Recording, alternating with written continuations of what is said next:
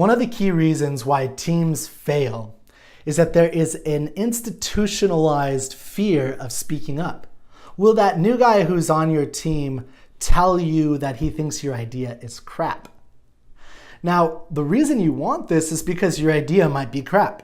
And if he doesn't tell you, or if nobody tells you, if everyone fears hurting your feelings or saying the wrong thing because they might get in trouble, or they just generally don't have the confidence and you're not, as the leader, instilling the confidence within your team, that could cost you money or even your business.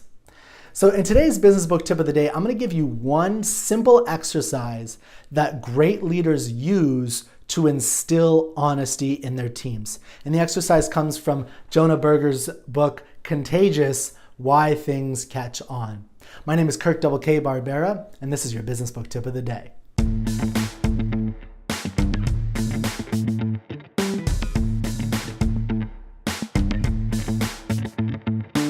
It's kind of funny, but science sometimes takes a really long time to catch up to common sense. For instance, we all know that couples who play together stay together. Well, science is finally, scientists are finally starting to prove with evidence that truth. So for instance, Jonah Berger at the Wharton University of Pennsylvania, he did an experiment where he brought in students one at a time into a laboratory, and he told one set of students, again, one at a time, in the laboratory, he brought them in and he told one set of students to just relax for a couple minutes. And then he came in, gave them an article to read, and then asked them if they wanted to share it with anybody. He provided a laptop and said, if you want to share it, go ahead. And he's left them to their devices. With another separate set of individual students, he had that same student, or another student, run. He had them run in place or jog in place for about 60 seconds. Whether they wore pumps or wingtips or sneakers, it didn't matter what they were wearing. He asked them just to run for 60 seconds. They all did it. They were all very good. And then he did the same thing. He gave them an article to read, and he said, would you like to share this with anybody? Now, it may not be surprising, but that the people who jogged in place shared the article more often.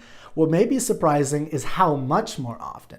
They were much more likely to share the article, at least to two different people, 75% more likely. They were 75% more likely to share that article.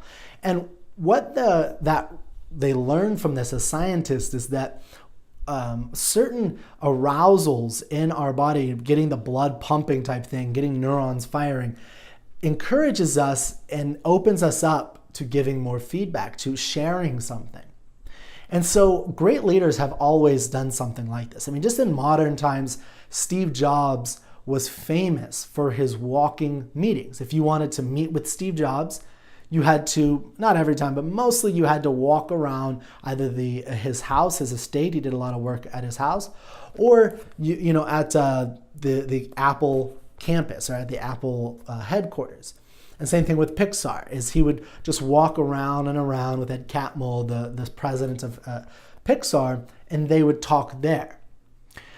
Similarly, just to give a shout out to a local San Antonio business leader, Carlos Garcia of New Western Acquisitions, I've noticed that a lot of leaders do that, and he does this as well. He does it a little bit of his own version of this, which I really like, which he actually offers to bring his team to go exercise, whether it's at a gym or they have a very early morning run. I think they go at like 4 a.m, which is a little bit crazy for me, but hey, that it works for them.